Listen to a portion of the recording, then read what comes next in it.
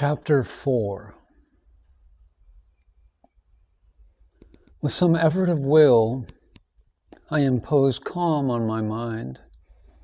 It does not create thoughts anymore. Those which appear immediately vanish like small clouds in the Indian sky. I am gazing intently at the saint, looking into his great, widely opened dark eyes. And suddenly, I begin to understand. How can I express in our earthly language what exactly I do understand? How shall I tell in words, based on the common ideas and experiences of ordinary people who are creating and molding our language, these higher and more subtle things?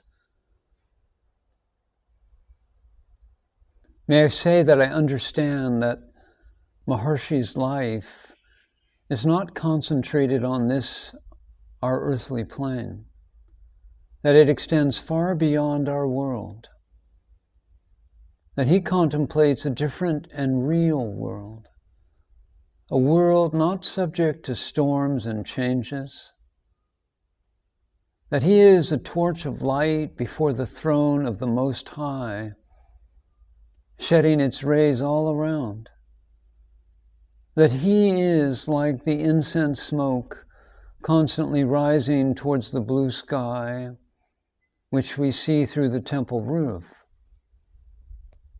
that his eyes, just now looking at me, seem to convey, no, I am unable to say anything more. I cannot even think. I only feel a stream of tears upon my face. They are abundant and serene. They flow silently. It is not suffering, regret, or repentance that is their source. I do not know how to name their cause. And through these tears, I look at the Master. He knows full well their origin. His serious, almost solemn face expresses endless understanding and friendship, and glows with a light which makes it so different from all other human faces. In the light of his profound gaze, I suddenly understand the reason and purpose of my tears. Yes, I see at last. The sudden illumination is too strong to allow immediate belief in the truth of the scene. Is this really possible? Can it be possible? But Maharshi's eyes seem to bring a confirmation of it.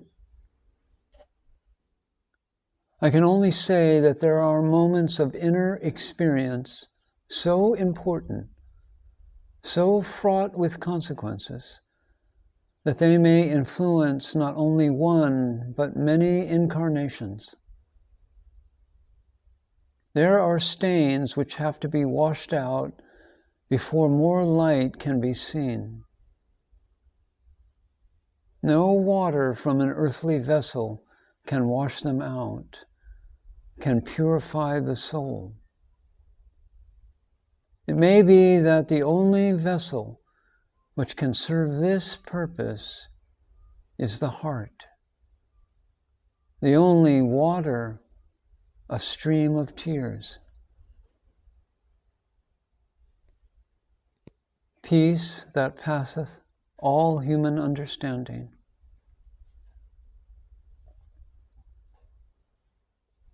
Similar meditations continue for a few more days and are followed by another stage. Tears give way to an inner quietude and a feeling of inexpressible, indescribable happiness. This inner mood is independent of any outward condition. Neither the pain of the limbs, which is often annoying when one has been sitting for several hours in the same position, nor the troublesome black mosquitoes, nor the trying heat can disturb this inner peace. This state lasts as long as I do not allow the mind to create new thoughts. But as soon as the concentration ceases, peace also fades. And once more the world with its problems steps in. Worries, anxieties, expectations appear again. But once we have discovered the secret of this experience, the door to its repetition is opened. We can recover it at will. I am quite aware that the assistance of the Master is a most important factor in these first glimpses of the supramental consciousness. I do not think he is definitely and actively intervening, but his presence, his constant radiation, spontaneously brings about this effect. I look at the people gathered in the temple hall, Brahmins and outcasts, Europeans and Americans, men and women, the old, the young and small children. All are happy here at the feet of the saint. Everyone feels this happiness according to his own capacity and degree of receptivity. The learned Brahmin may think that by being here, he is near to liberation from the wheel of birth and death. The black Dravidian farmer trusts that the crops on his small rice field will be richer after his visit to the ashram to pay homage at the feet of the rishi. An American may hope to find salvation and the bliss of samadhi. And an artist, a former film star from North India, beautiful in her silver gray sari, may already feel herself to be in Svarga, the Hindu paradise. And to me, it seems that the thick mist covering the horizon is slowly becoming less dense, that the day is nearing when nothing will stand any more between me and reality. I also see in these moments the tremendous amount of labor ahead of me. I see that I am short of so many of the necessary qualifications. But this inner sight, this view, does not bring depression as it usually did before.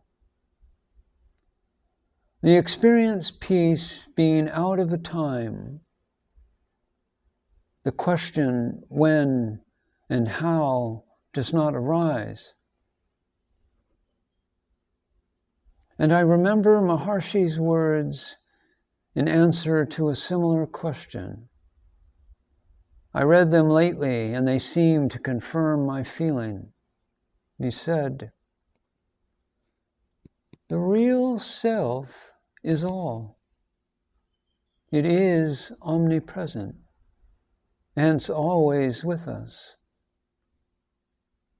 To live in that self is realization."